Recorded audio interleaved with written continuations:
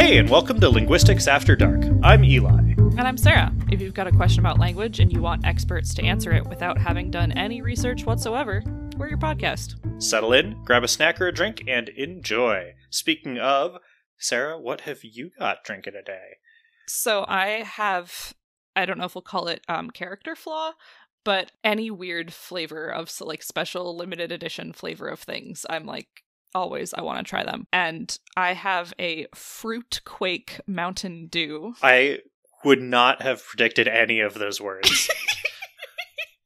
I didn't know you were a Mountain Dew person. Not like all the time, but I do really like the Sweet Lightning one that KFC has because it's peach flavored, and I go for pretty much anything that's peach flavored.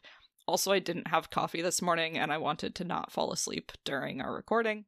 Well, Fruit Quake Mountain Dew will probably do that for you. It's like, I mean, I don't know if you can see this, and obviously Oh, it's orange. That's terrifying. Well, it's like gold and gingerbread colored because it's like winter themed, so it's like fruit cake flavored. It really just tastes like fruit punch, but yeah, that's what I'm drinking. Before we got derailed by Mountain Dew, I was going to say that I think wanting all the special editions and chasing it around, that's just fandom. Yeah, that's fair. Congrats, you're in the beverage fandom. Okay, I'll take it. I mean, to be fair, I'm also in the beverage fandom. We literally have a beverages segment on this podcast about linguistics. That's true. What are you drinking? I also have a very sort of fall wintry thing. It's cold enough that I have transitioned into stouts. So I have a coffee stout from Maine Beer Company, and I like Maine Beer Company's stuff. They're up in Freeport, Maine. They have a cool little brewery, brew pub thing there, and basically all the stuff they put out is good. So far, this is a nice, it's not going to take everything over. It's a nice intro to cold weather as a stout. Cool. Bringing it back to actually having an alcoholic beverage on the podcast. There we go. I went back and forth on whether I wanted beer or caffeine. I want caffeine for today. I mean, this is a coffee stout. I don't know how much caffeine there is in it, but I did also miss my morning coffee this morning. I instead slept in late and then went out and got raclette. Ooh, nice. All right, well, I have a language thing of the day. Wait, hold on. Before we get to there, we have a little bit of a note, which is that this episode is coming out of sequence. We originally recorded this episode 8, in 2020, which is a full, check my watch, 3 years ago. But due to technical difficulties, we are re-recording it. I should say up front that neither Sarah nor I remembers what we said for any of these questions, so you're still going to get raw, unfiltered, whatever the heck this is. But hang on. Hope you enjoy. Sweet. Hey, Sarah, what's our language thing of the day? So our language thing is called garden path sentences. And I actually, in 2023, a student of mine brought this up in class the other day, and I was like, oh, that's so fun. I've never actually had someone who knew what it was before I explained it. And then it came up in the re-recording outline, and I was like, sweet. So a garden path sentence is a particular type of ambiguity, and it's called that because the beginning of the sentence so-called leads you down the garden path. You think the sentence is gonna go one way, and then you get to the end and you're like, wait, what? And actually it's gone a different direction. And some of the iconic ones, the horse raced past the barn, fell. That one always gets me. Yep. That one and the old man, the boat. Yep. Always gets me. Yeah, so it's the horse that was raced past the barn fell. And I'll come back to ways you can kind of rephrase that and it breaks. Time flies like an arrow, fruit flies like a banana is a little bit less completely confusing. To me, that one clicks way faster.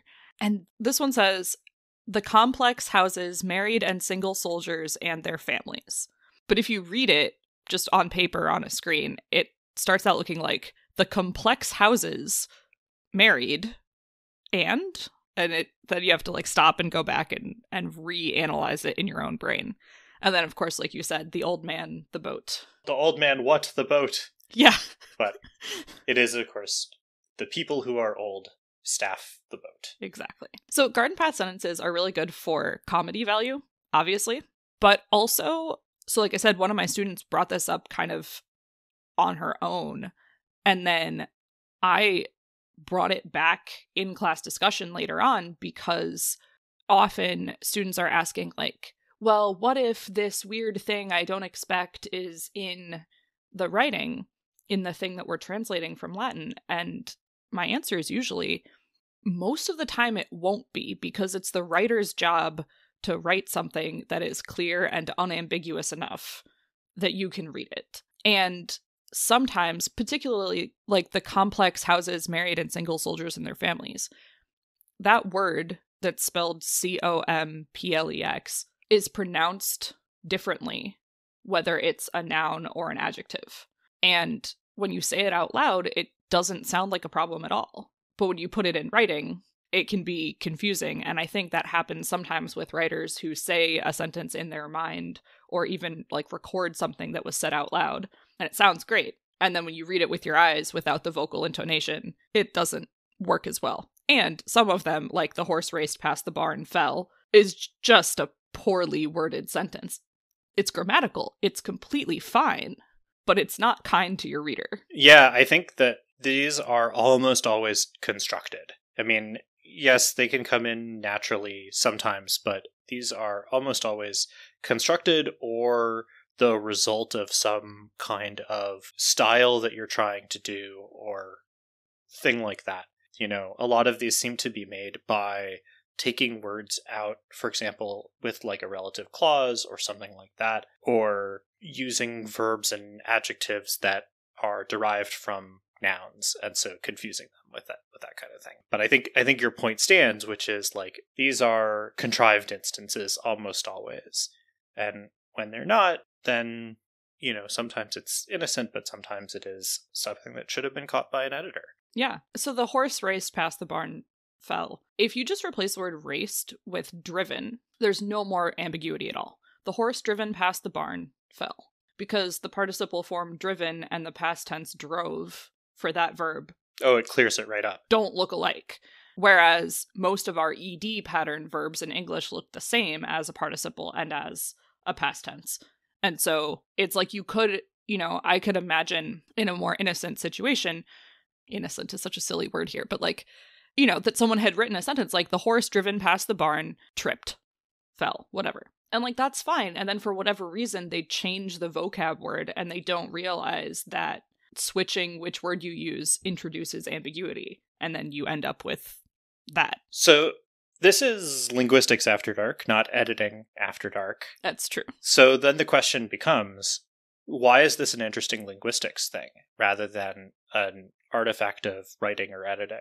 So what's interesting about it from a linguistics point of view is that it's a demonstration of ambiguity, and it's a demonstration of how readers and listeners take in ambiguous statements and then solve them. And it's not possible to eliminate all sources of ambiguity. There are just too many concepts in the world, too many things, and not enough sounds and signs and brain power to completely and unambiguously define every single bit of the universe. And so, like I'm sure we've said before, and I'm sure we'll say again, every language has to balance the amount of specificity that the speaker or the writer uses and the amount of processing power that the listener or the reader has to employ in order to take in all of that information. And, you know, 90 some odd % of the time, the trade-offs that we make are fine. We figure out what to do with homophones. We figure out what to do with complex and complex. And we have enough context to figure out what we need to figure out. And if we don't, then we say, wait, I'm confused, say that again. And we negotiate for meaning. But this type of ambiguity, whether it is contrived, well, particularly if it's contrived or if it's found and then used in a contrived instance, gives us the opportunity to study what are people's first interpretations more likely to be. And then you can find out perhaps why is it more likely that we interpret raced as a verb instead of a participle? Why is it more likely that the old man sounds like a noun phrase rather than the old people staff something. And so it helps us kind of figure out how the language processing is going on inside our brain in a way that is normally so far below the surface in the processing of unambiguous language that we don't get a chance to analyze it. I think that one of the other things that it shows, possibly on sort of a more basic level, is that we are interpreting our utterances one word at a time and reevaluating every single time that we get a new word. We're not waiting for the end of the sentence. The linguistic apparatus is always projecting ahead, trying to figure out where the utterance is ending up. And the thing about garden path sentences is that they make it very, very clear when you have to reevaluate, which you sometimes have to do during normal speech, but the dissonance is so clear, and it happens often at the end of the utterance when you're supposed to be like, a lot of times if you give somebody all of a sentence except for the last word, they can give you the last word, or they can give you a word that makes sense to go in there, right? If the last word is like a place, it's clear that it is a place, even if you were going to say, Chicago, and what they give you is Seattle, right? Like it's the same thing. I think one of the things about garden path sentences is that at the point when you are supposed to have an unambiguous or a correctly interpreted utterance, that's the point where the sudden ambiguity comes in, or the sudden sort of reanalysis that requires you to go sort of all the way back to the start. And it's larger than that normal reanalysis is.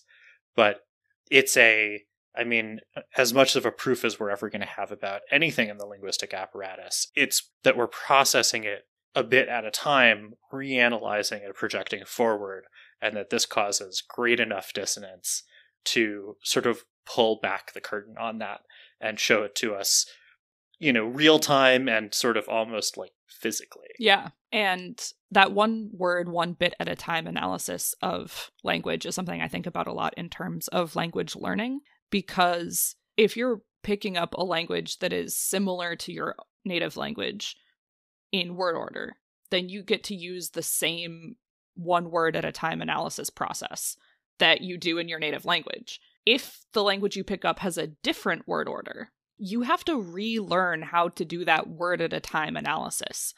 And that's hard. And like I see with my students, Latin has very free word order, but the sort of default, like unmarked word order is subject, object, verb, as opposed to English going subject, verb, object.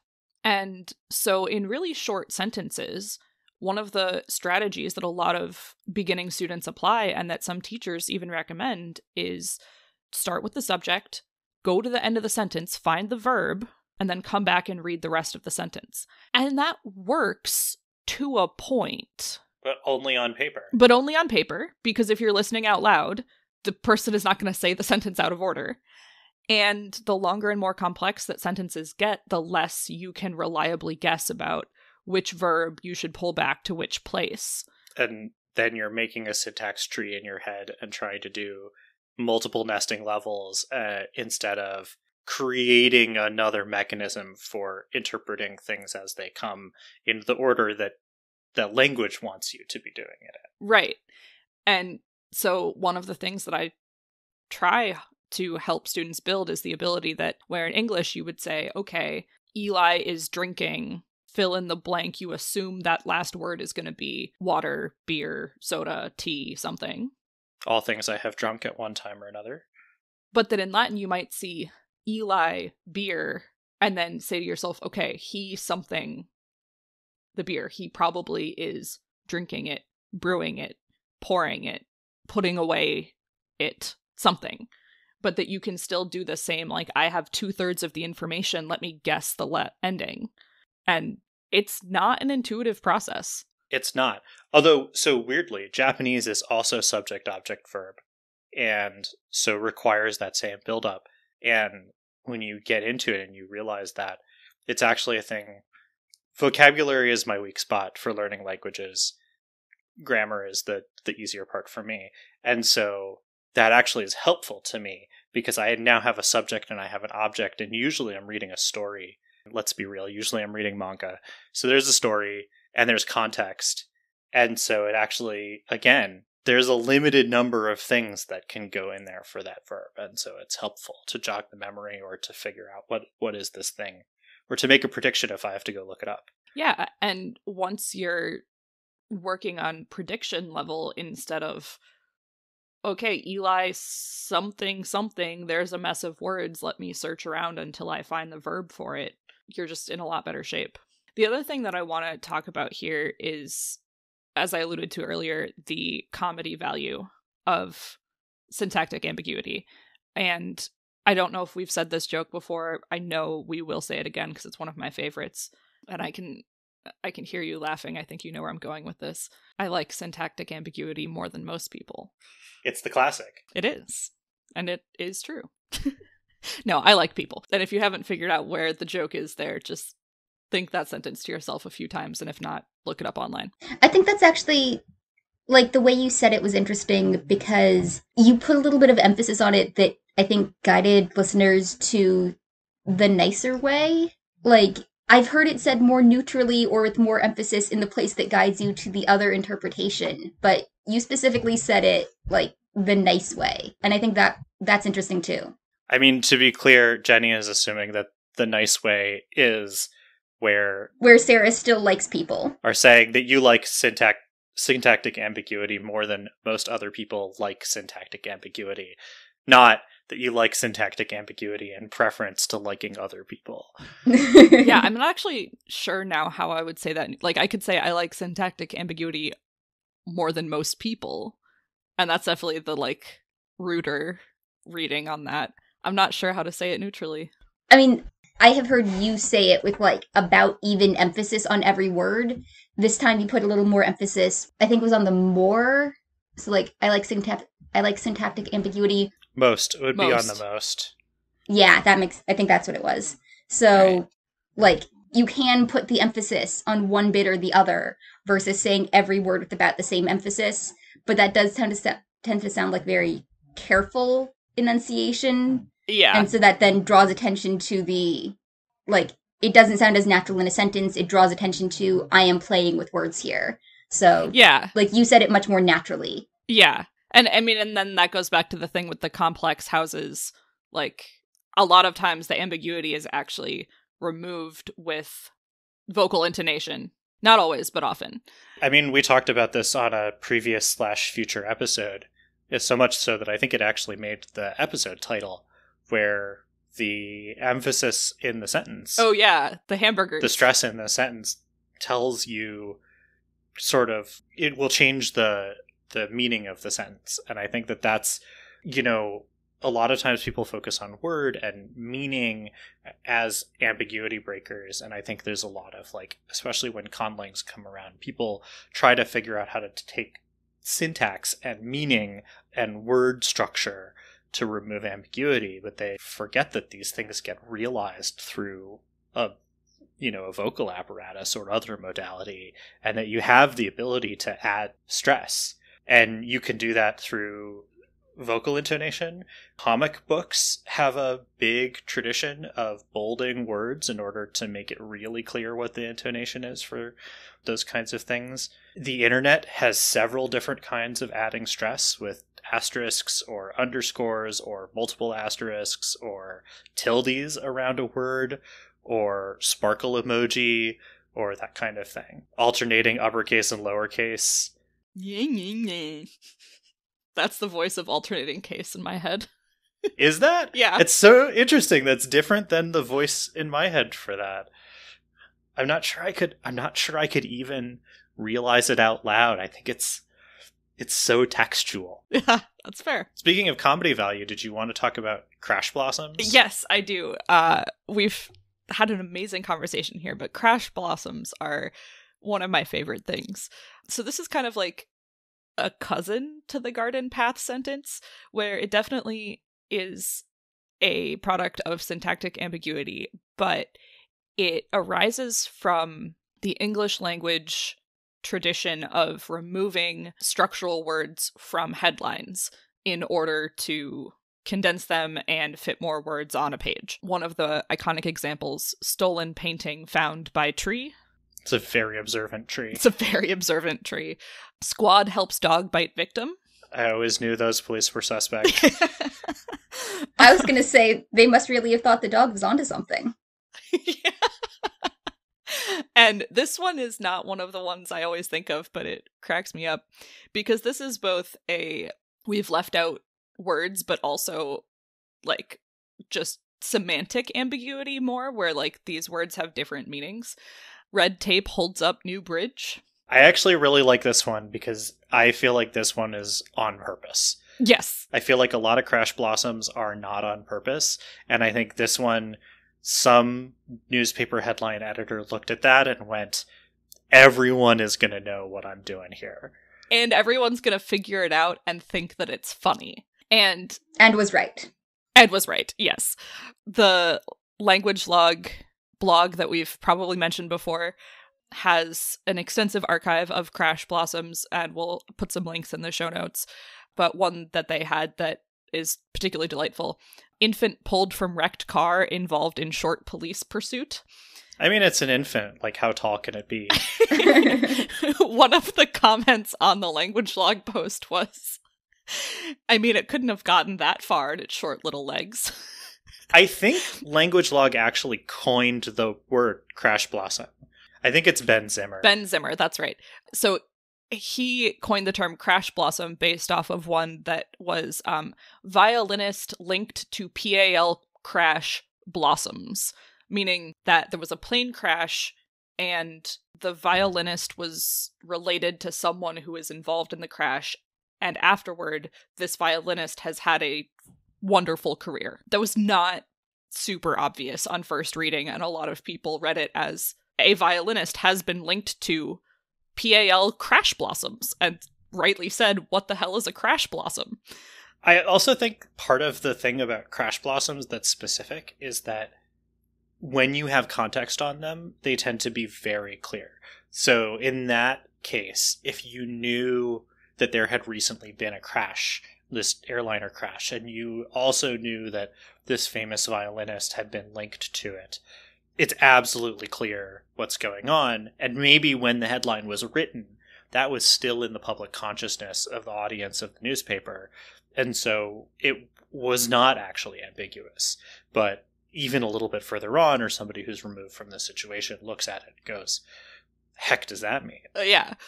And, well, in the language log post that we were looking at, the newspaper actually ended up rewriting their headline. So initially it said, infant pulled from wrecked car involved in short police pursuit.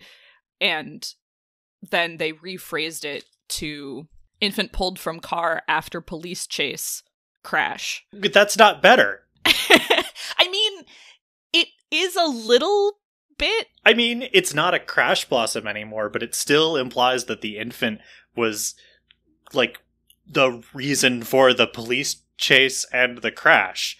Yeah, I mean, I guess it's that the car, now it's clear that the car was in the police chase, not just they pulled the infant out of the car and then that infant ran off to be pursued by police. I don't know.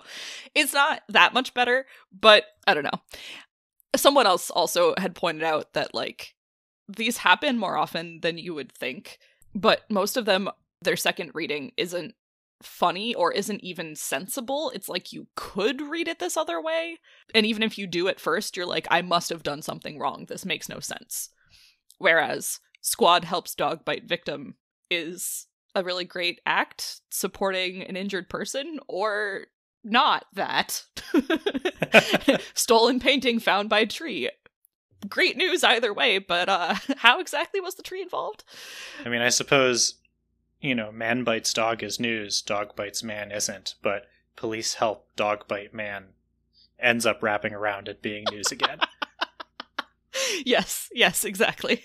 Cool. Well, thank you for teaching us about garden path sentences and crash blossoms. Shall we move on to some real language questions submitted by real language listeners? That sounds fantastic. All right. If you want to send us a question, email it in text to questions@linguisticsafterdark.com or send us an audio recording of you speaking your question aloud.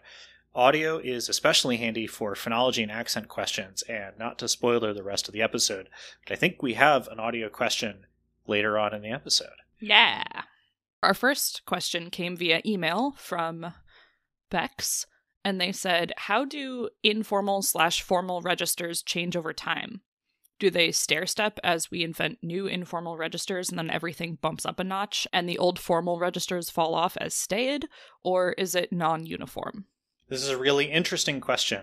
And just to make sure that everybody's on the same page here, a register is a lot of times it's described as a level of formality. So, it is everything from your syntax to maybe the word choices that you might use, sometimes even sort of the tone that you might use. But it's not necessarily just sort of a linear scale of formality. There are also different situations where you might use a different register. So, for example, Sarah, I'm sure that you have a teaching register that probably is, if you were forced to put it on a single axis of formality, you probably could, but that's not really, it's a situational register. Yeah. Or sometimes people talk about that they have like a phone voice, or if you're in customer service, you might have a customer service voice. And that's not necessarily like formal versus informal, but it's situational. Yeah, and that can be voice as in like, hi, how are you? I'm actually pitching my voice in a different way. But it's also the syntax and the vocabulary choice and the...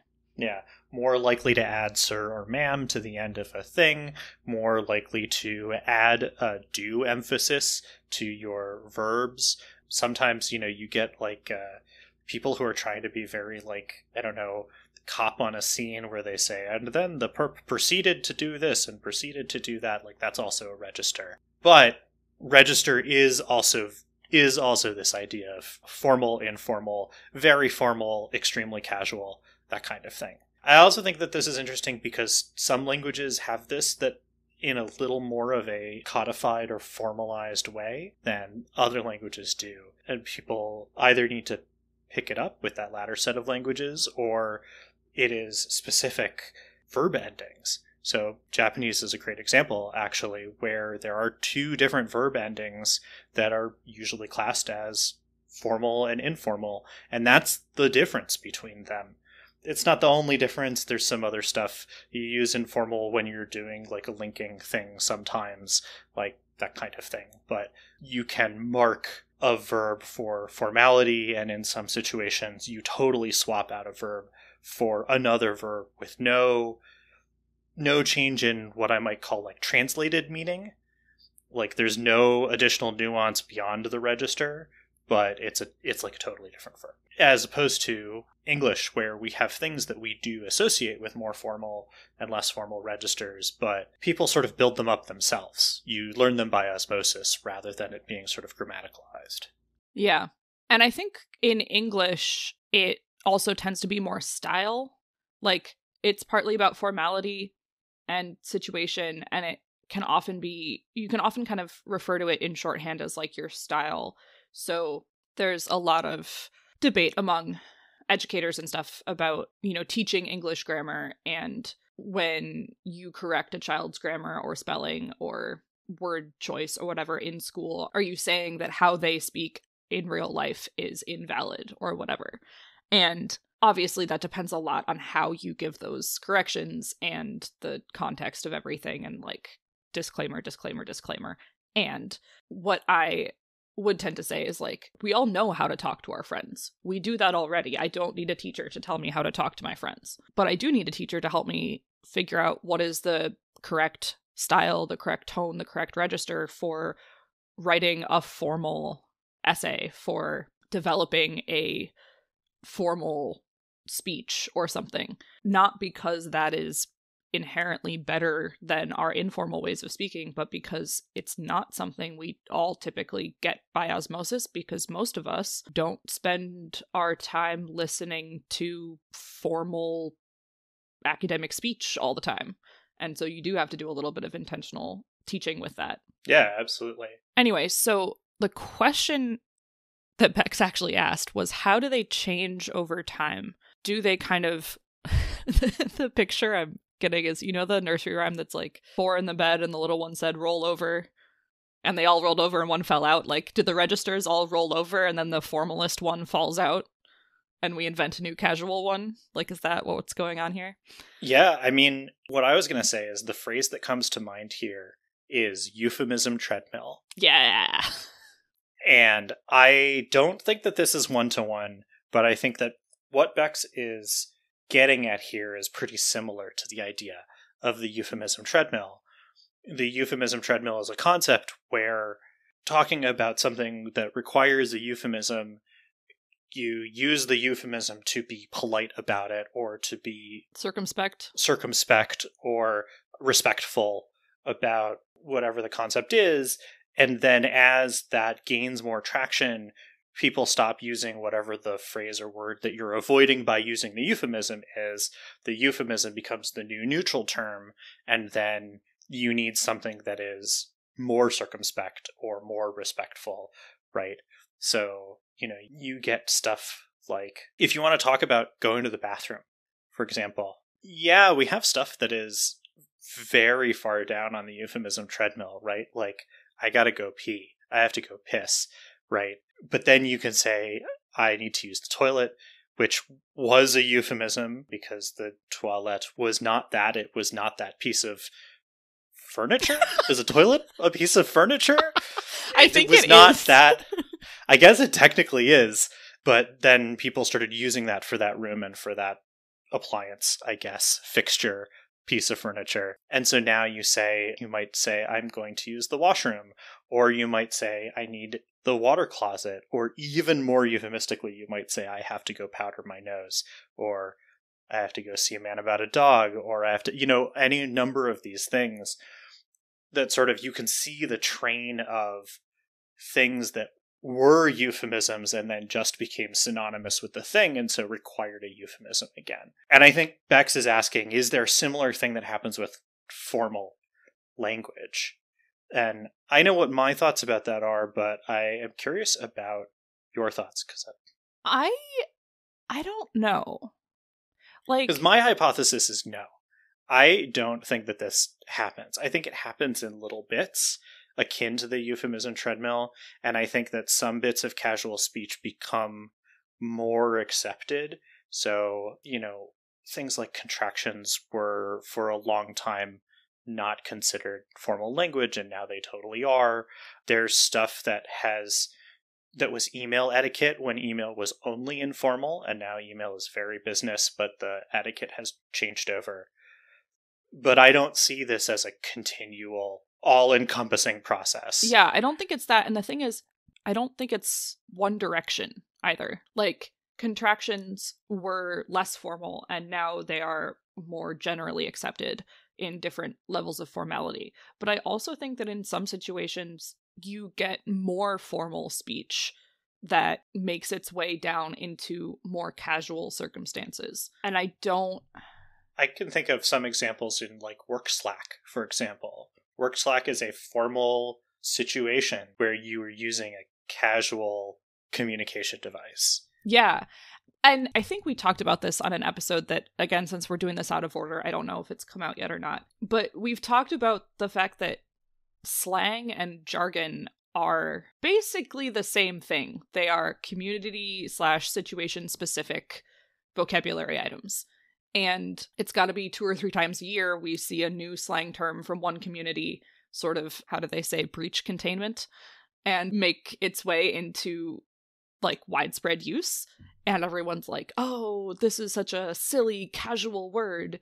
But it gets raised up out of that particular slangy casual vibe and becomes a normal word. And business jargon eventually comes out of business world. People start using it in their casual life, and then some of those words exist in a more neutral, less formal context as well. Yeah, I mean, especially if you and all of your friends are in jobs where that's jargon that you're using all day long, and you're, for example, trying to plan something or trying to figure something out, like, you're going to pull that stuff in, and then you're going to feel a little dirty about it, but it's going to be there, and it's going to infect your speech. And then in 10 years, you'll do it again, and you probably won't even feel that dirty anymore, because now it's just a word. And another thing that I think about is the archaic second-person singular pronouns in English. Oh, this is a great point. Right? So thou, thee, thy,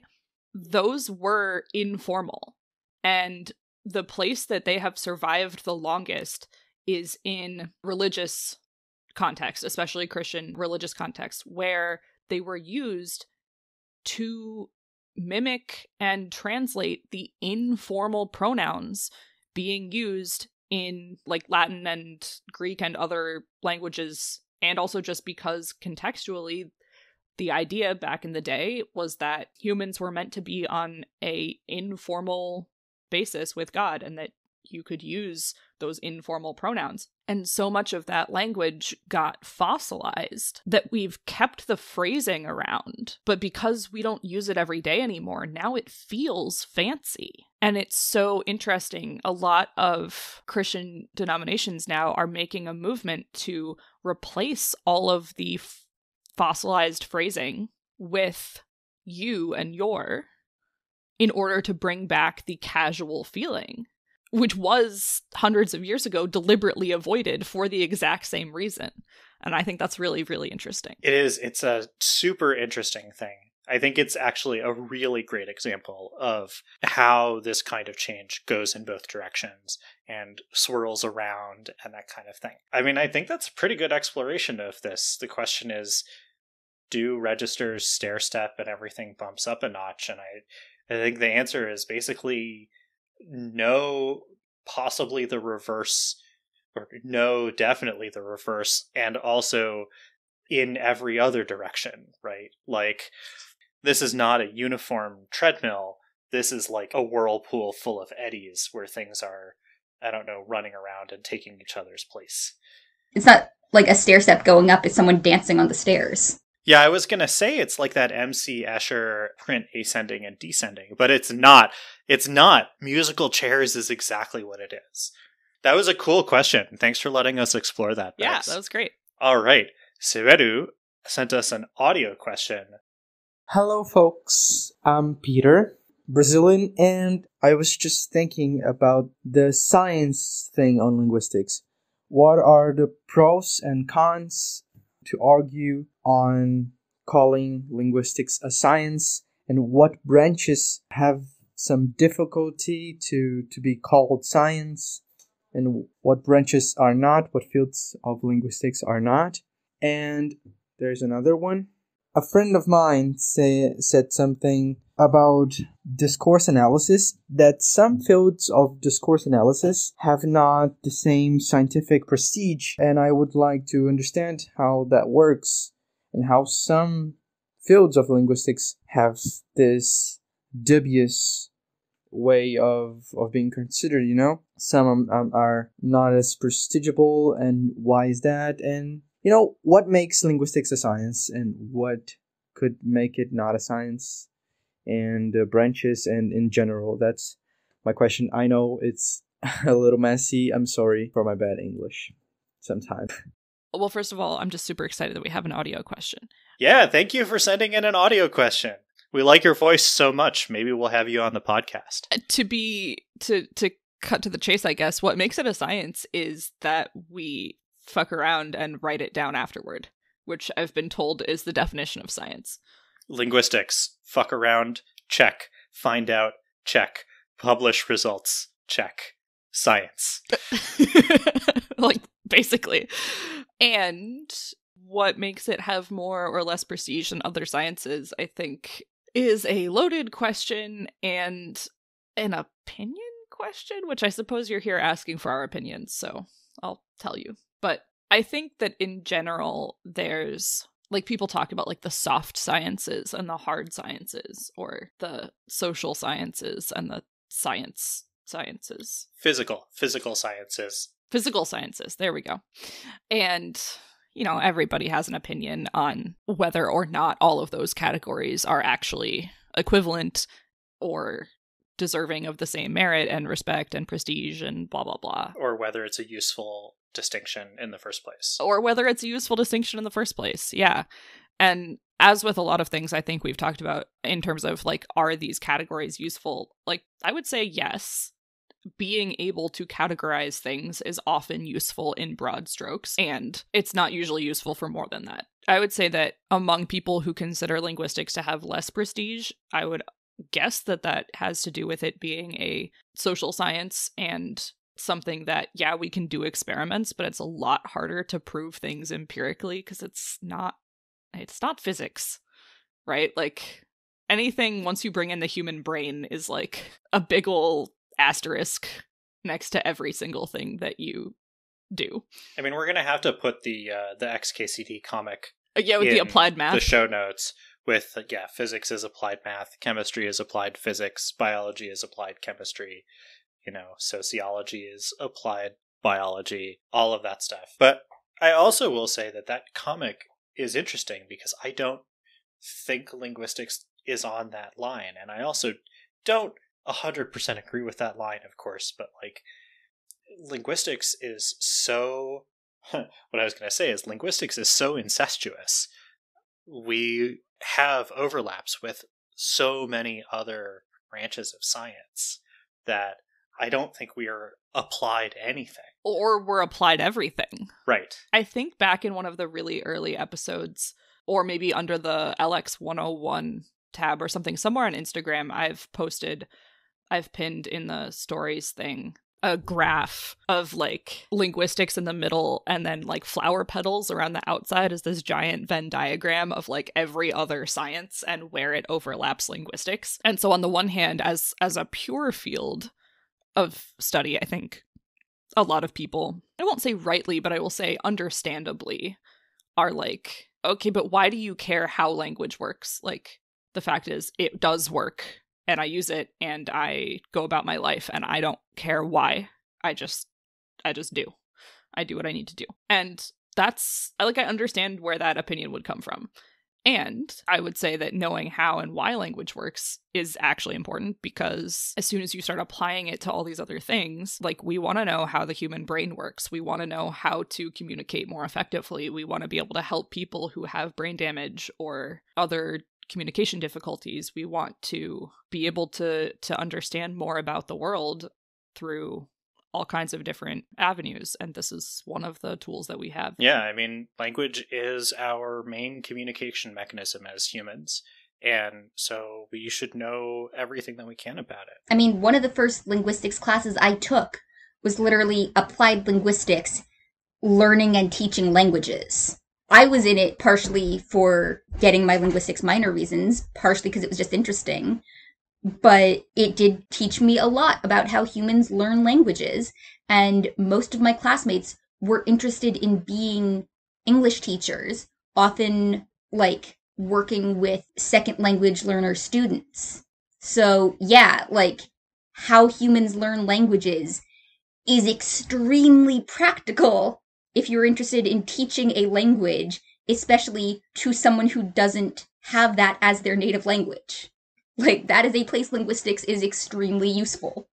I do think, though, that it is a false thing to do to equate practicality with prestige, or quote-unquote lack of practicality, perhaps purity, with prestige. But I do think that there's something in what you just said where a lot of people don't even know that linguistics exists. They don't know that this is a science, and instead are still thinking about, the philology sort of approach to it, where it's very much it's an outgrowth of literature, it's an outgrowth of language arts, right? And that how could you be rigorous about linguistics? We learn in English that it's all about composition and theme, and that's what language studies are about. And so I think that, to the effect that linguistics doesn't have as much prestige as perhaps other disciplines, it's because it's a relatively young discipline. I think probably at this point, linguistics is between, 100 and 200 years old, kind of depending on what you think of as the start of linguistics. Yes, there's things that are linguistics that go back thousands of years, but as an academic discipline, linguistics is about 200 years old on the outside. And so there's been less time for sort of mind share. There's all kinds of things where news programs that need a comment about something that should be linguistic-y call up English professors and not linguists. Lawyers who could be really well served by having someone who knows how to do linguistic analysis don't know that actually exists and is a thing for them, and instead try to make do with their own linguistic education, which is mostly around sort of composition and oratory and that kind of thing. So I think that that's a thing that is causing linguistics to have less prestige in a lot of sort of global mind share. And then there are places where linguistics is starting to have more prestige, especially with the rise of AI and the need to do corpus analysis and the need to do tagging of data and the sort of overlaps that linguistics has with sort of information science, computer science, that kind of thing. But also with some of the stuff that we're now doing in terms of biology and medicine and, communication difficulties and helping with those and that kind of thing. But I think that, again, applicability and prestige are not necessarily the same thing. Yeah, and you mentioned like rigor, and I think in a lot of people's minds that's what defines science, and it should.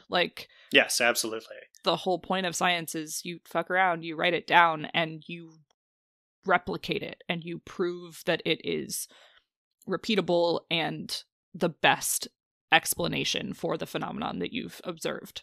And like you said, linguistics is a young discipline, and there's an extent to which people don't know about it, and there's an extent to which we have had limited abilities to do all of that work. And certain branches of linguistics have had more or less time to do all of that work. Phonetics, I don't know any dates, but even before linguistics was nailed down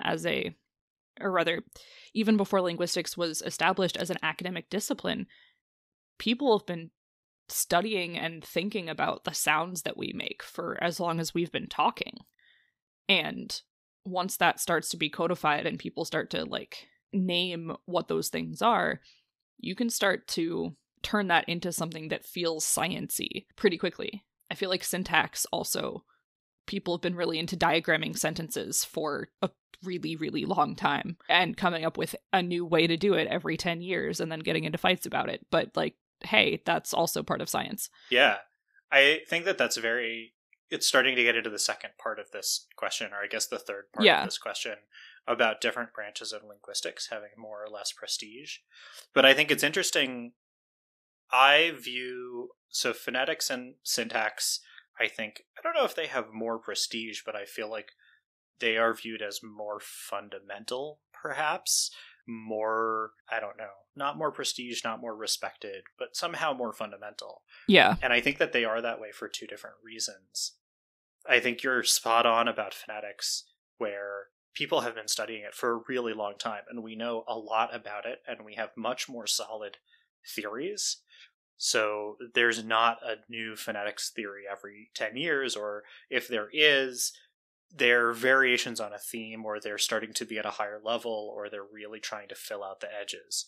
Syntax, on the other hand, and I think semantics to a certain extent also, though not always, borrows its prestige a little bit from math. Yes. Because prevailing syntax theories and some prevailing semantics theories are very much coming out of a math background, yes, or using math language in order to talk about what those things are. And I think that they've borrowed some of that prestige from math, and that if those theories had been phrased differently or approached differently, that they might not still have that, because again, those things are less further down the road in terms of what we know. And I do want to be clear, in case there's any syntacticians listening to this being like, hey, we know a lot. Yeah, I'm a morphosyntactician. that was my field.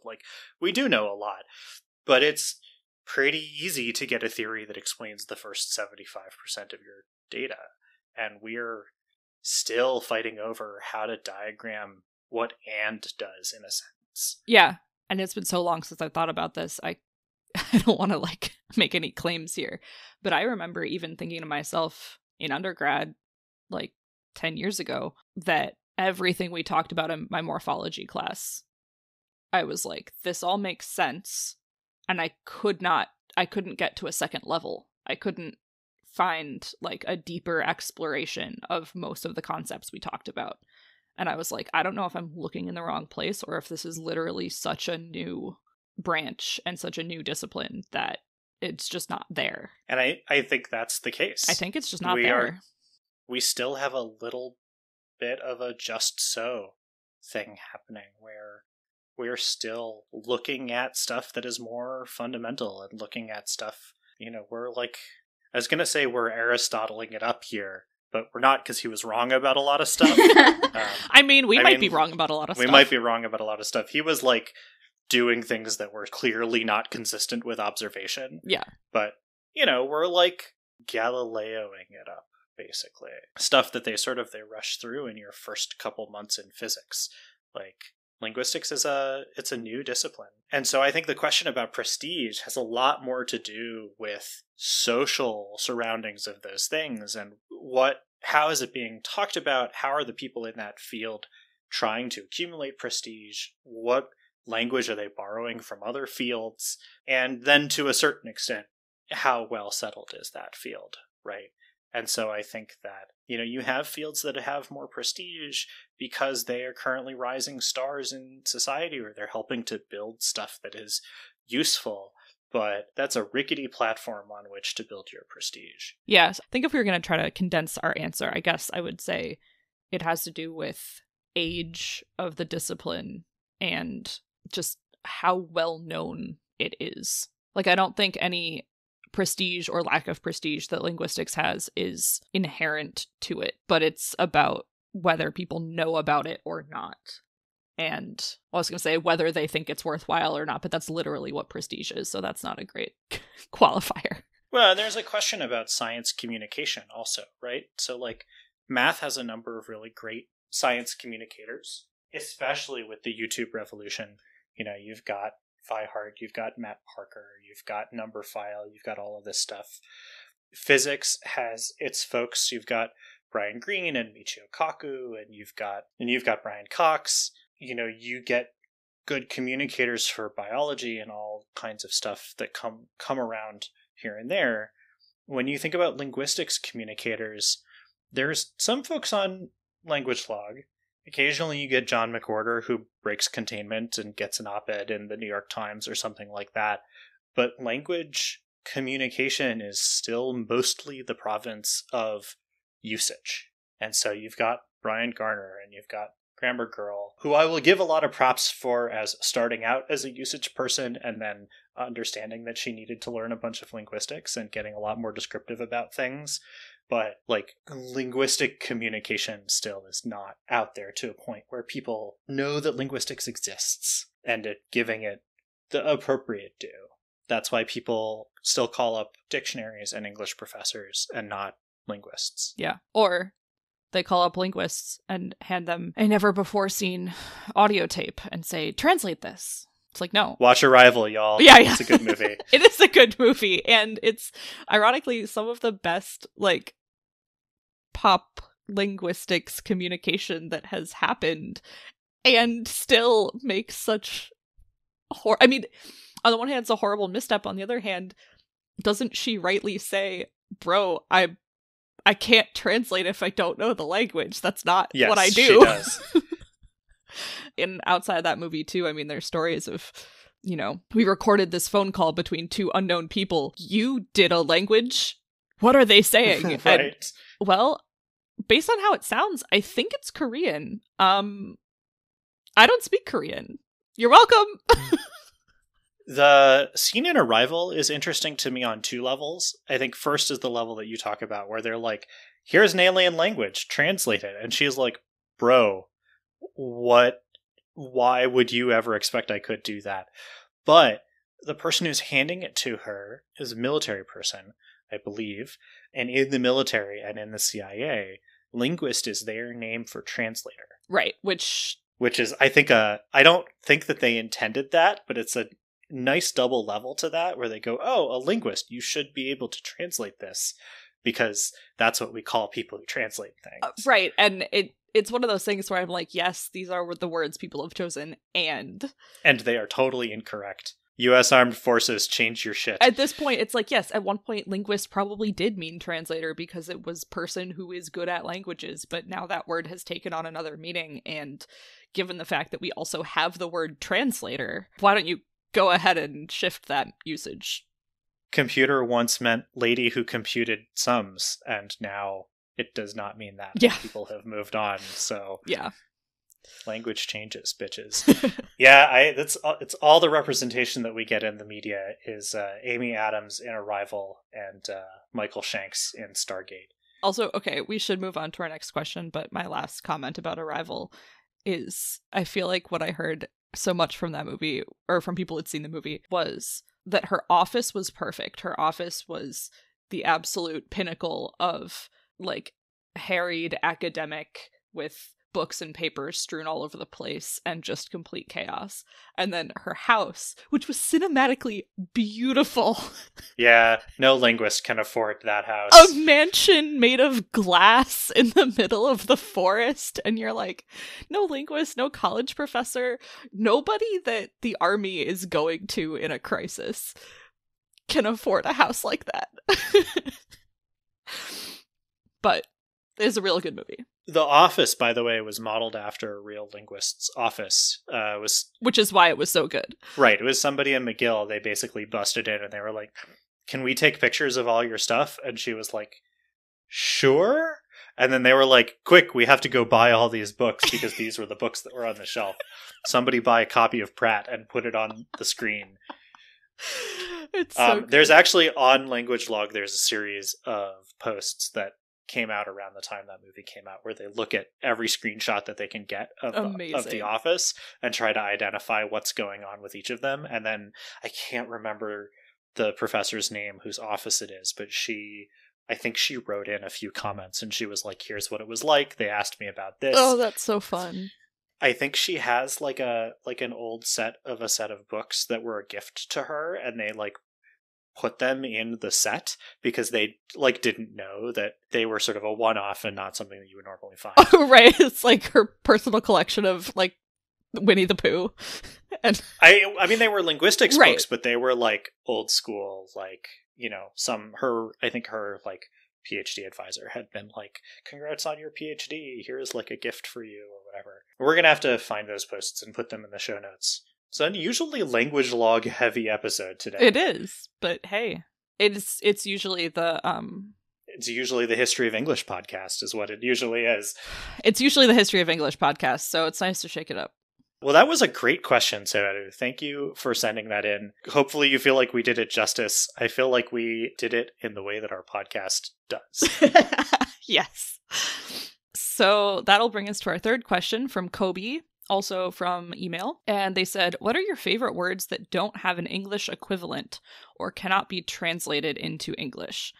Sign languages included. This is a really interesting question because I don't know that I have an answer for it. I mean, I think the underlying bit of this question is, what are your favorite words in other languages that don't have a one-to-one equivalent in English? Which I still don't have a good answer for, but also, like, we should stop and realize that no word has a one-to-one equivalent. Like, there are a lot of translators out there that write a lot about different ways to translate things, and that's fantastic and fascinating, and translation is a totally different discipline than linguistics, as we just talked about. Yep. But also, translators are amazing for the things that they do and the choices that they make, and even simple words often don't actually have one-to-one. It's around the margins, but they often don't have one-to-one. And everything is explainable in another language, especially given cultural context.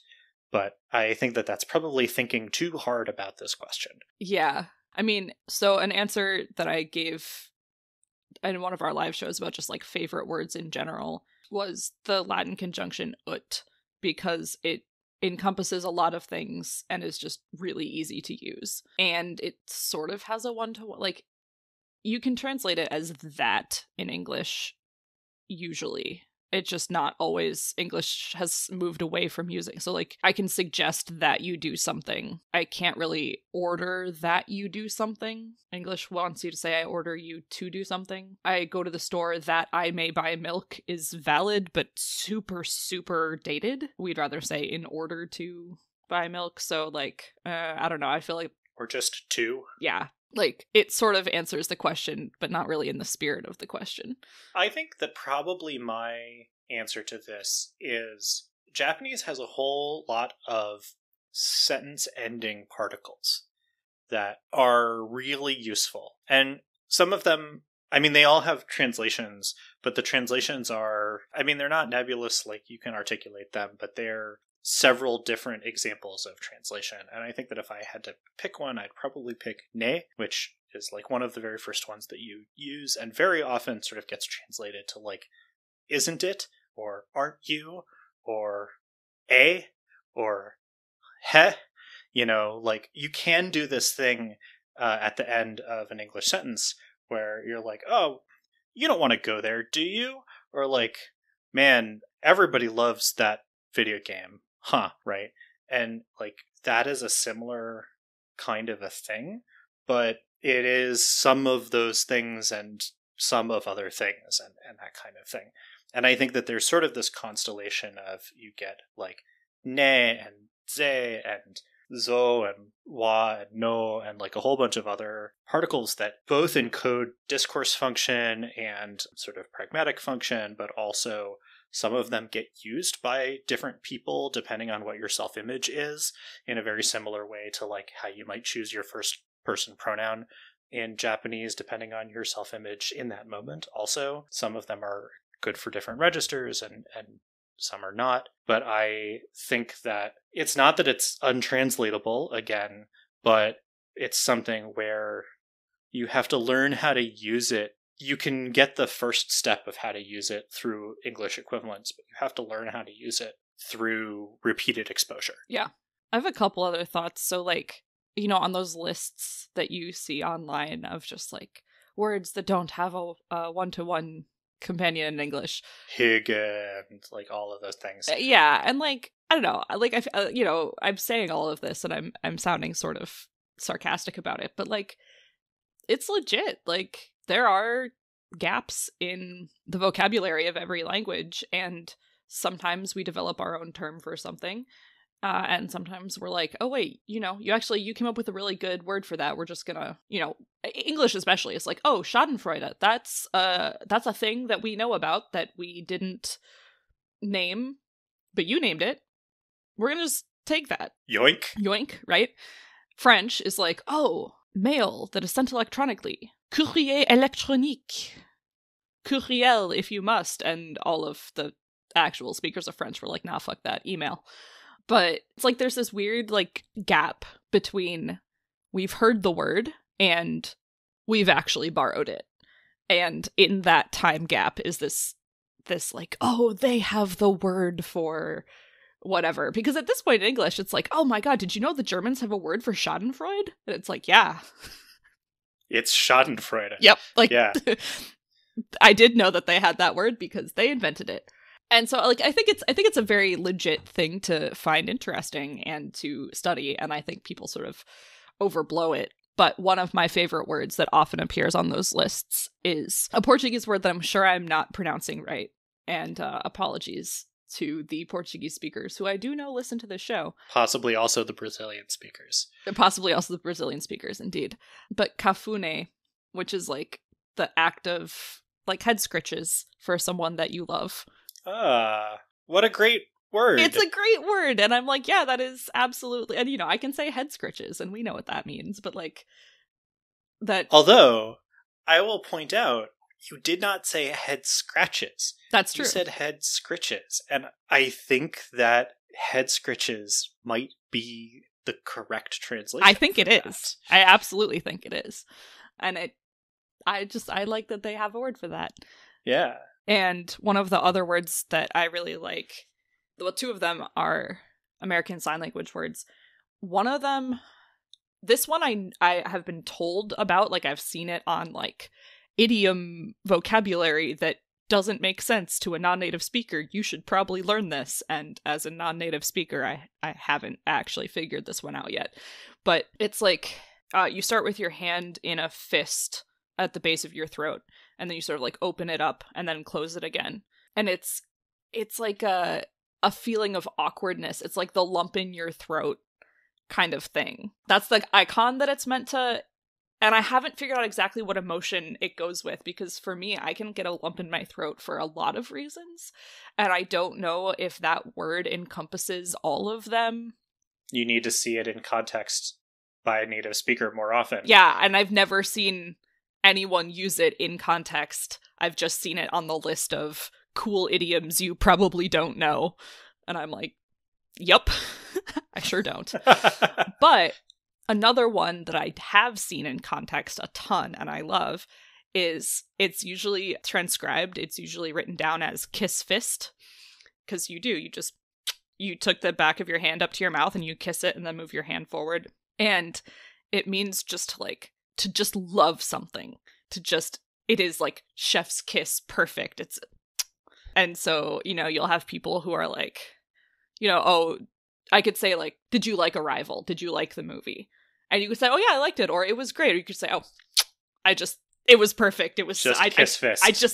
It's so good. And it's like, every time I try to say something similar in English, I'm like, I just, and I can't even fill in the blank there, but. That's a great word to loan in. Yeah. Right? Like, wouldn't it be very cool to loan in a word to English from ASL? It would be so cool. And it would be so cool also because I could totally see, like, ASL has borrowed gestures from English speakers and from hearing English speakers. So, like, phone or phone call is the sort of, like, extended thumb and pinky up to your ear. And, like, what time is it is tapping on your wrist like a watch, which are things, and, like, crazy, like, drawing the circle near your head. Like, those are all gestures that hearing English speakers, particularly Americans, like, use without thinking about it. And there are also some ASL gestures or ASL words that hearing people have borrowed as gestures. So some of it has been taught deliberately, but I've noticed with my students, there was a period of time where it was taught deliberately to a lot of American school students to, like, you would make the same shape as if you're doing the call me thing, but instead you point the thumb at yourself and the pinky at the person who's talking. And you say, this means I agree. And it's the ASL word for, like, same. And I see students who just do this to each other while we're talking in class, like, that person, I agree with them. And so I've seen that kind of borrowing come the other way as a gesture. And yeah, some of those have come out for Zoom calls. Yeah. Also. So the same, that's a solution to a problem that exists on video calls. Yep. Where you don't want people to spend time just saying, I agree with that person. Yeah. You want to get a good thing. There is also ASL for celebration with with the jazz hands. Which is a nice way for a bunch of people in the background. Somebody says, congratulations to this person for blah, blah, blah, blah, blah. And a bunch of people can make the jazz hands and show that they're clapping without clapping. Yeah. And so it's cool because we've seen those words and those gestures come in as, we've seen those things come in as gestures and as back channel in a way where particularly it is really useful in a group where you don't want a lot of people saying, yeah, same, I agree, especially on a video call where you get tons of lag. But I'm really interested, like, I've never seen anyone in a one-on-one conversation, and I've never seen anyone in writing replace congratulations or oh, same with one of those gestures.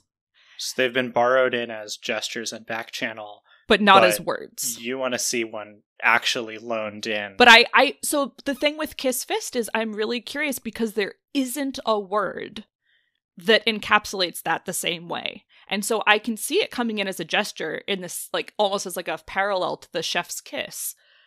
But what if it actually... Right. Chef's kiss isn't quite the same thing. It's not quite the same thing, but, like... I love it isn't the same thing. But it's like, what if... Yeah.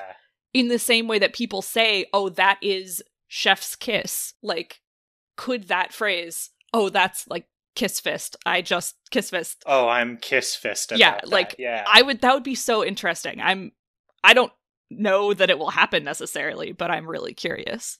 No, folks, get out there. Make it happen. Let's do it.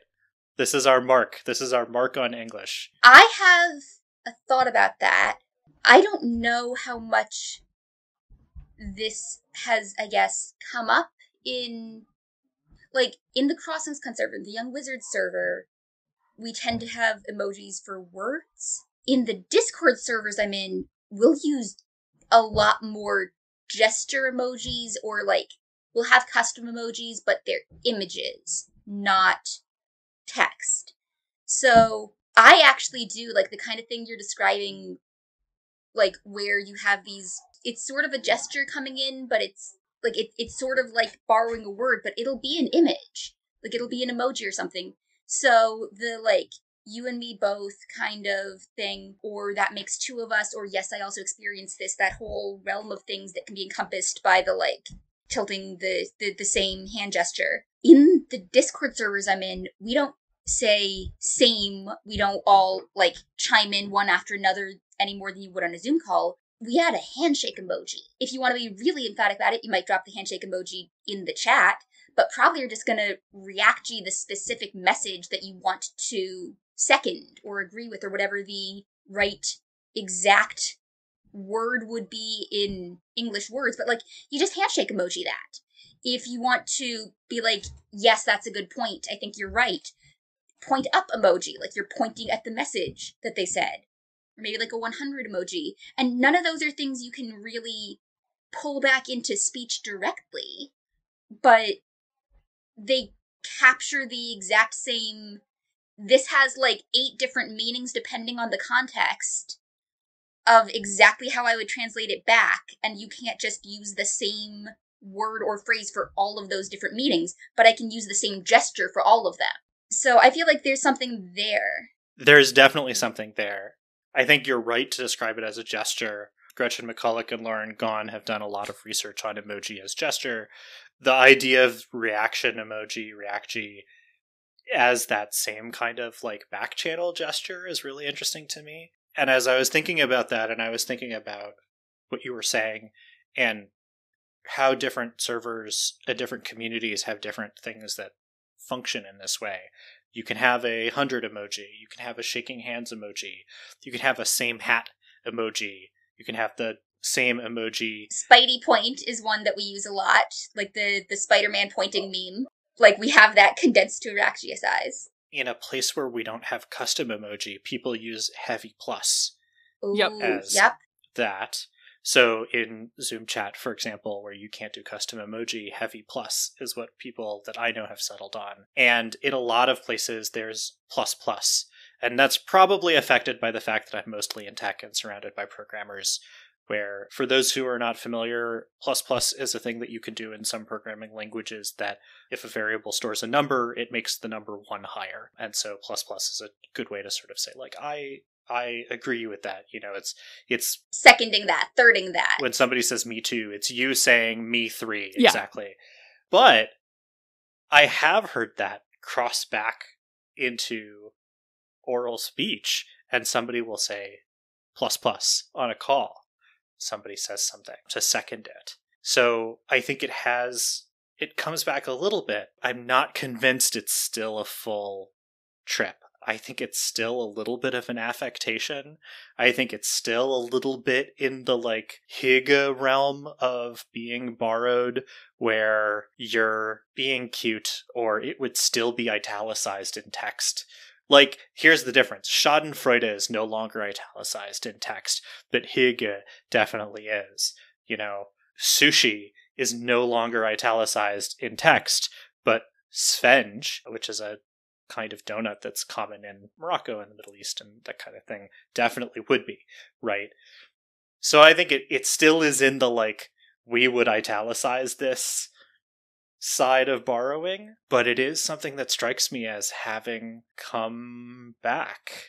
I will also say, so all 3 of us are in the Crossings Slack, which all of you listeners can join if you like. There's a link on our website.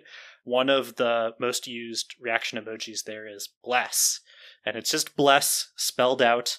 And I don't use that in speech at all. I use it in emoji reactions. But I also think that when the three of us are talking, or when I'm talking with somebody from that server, it would be more likely to use it in speech than anywhere else.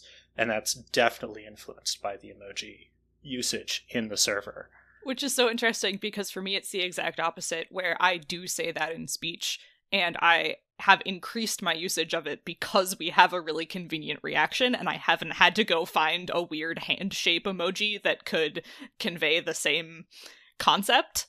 And I'm like, oh, I could just literally say that in the same, like, unobtrusive back-channel way as handshake emoji. But I think it's pressure in the same direction. Yeah. When we have an emoji that is making its way back, where that's not a thing that is part of my idiolect at all. And now it has a meaning and has had some pressure coming off of the screen and into actual usage. That's really cool. I don't think that we have time to dig into it now, but I really love this idea of the loanword continuum from italicized to not italicized, or maybe on one end it is like italicized and footnoted or defined, right, or glossaried, and then works its way all the way down to not italicized in formal speech, right?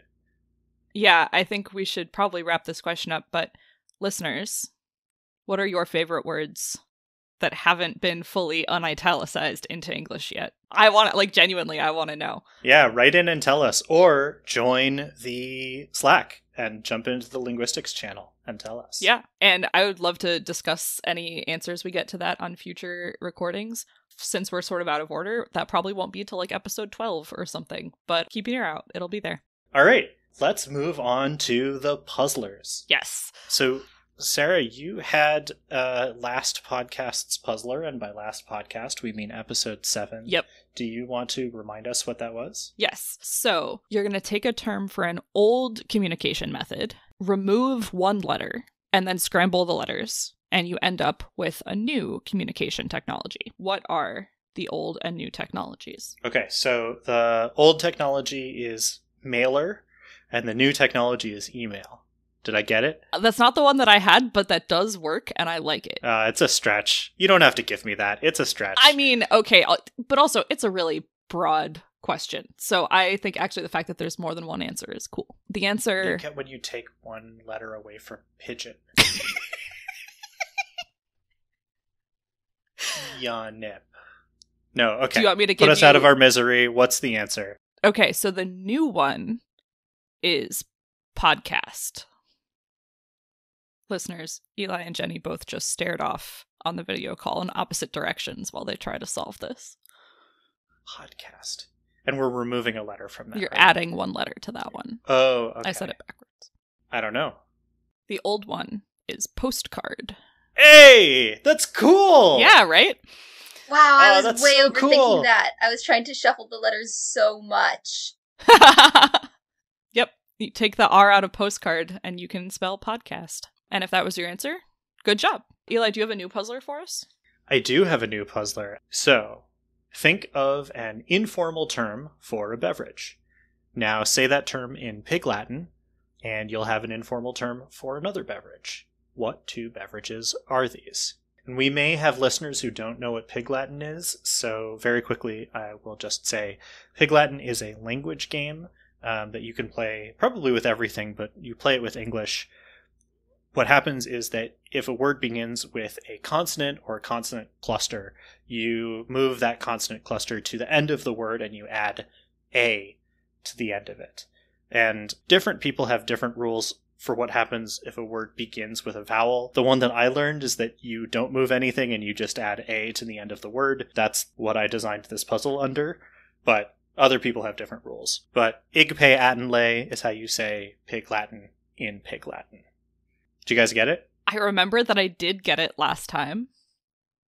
Maybe? Well, you have until next episode airs to remember it. All right, that's it for this episode. Thanks for listening. Linguistics After Dark is produced by M. Fosing Enterprises. Audio editing is done by Luca. Question wrangling is done by Jenny. Show notes and transcriptions are a team effort. Our music is Covert Affair by Kevin MacLeod. Our show is entirely listener-supported. You can help us by visiting patreon.com/emphozing, EMFOZZING, and by telling your friends about us. Ratings on iTunes, Spotify, and other podcast services help as well. Every episode, we thank patrons and reviewers. Today, we want to say thanks to these awesome patrons: Dre, Mitch, Bex, Tricky_7, Jeff, and Brighton. We also want to thank Salid and Spacey Daisy for leaving us reviews on iTunes, and Art Sortment and Lee Yin for their comments on YouTube. Thank you! Find all our episodes and show notes online at linguisticsafterdark.com or on all your favorite podcast directories. And send those questions, text or audio, to questions@linguisticsafterdark.com. You can reach us on Facebook, YouTube, Instagram, and the artist formerly known as Twitter, @LXAD Podcast. And until next time, if you weren't consciously aware of your tongue in your mouth, now you are.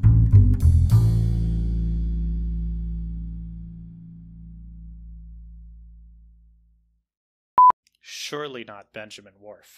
Take without the cat bumping the microphone. Doom doom, doom, doom.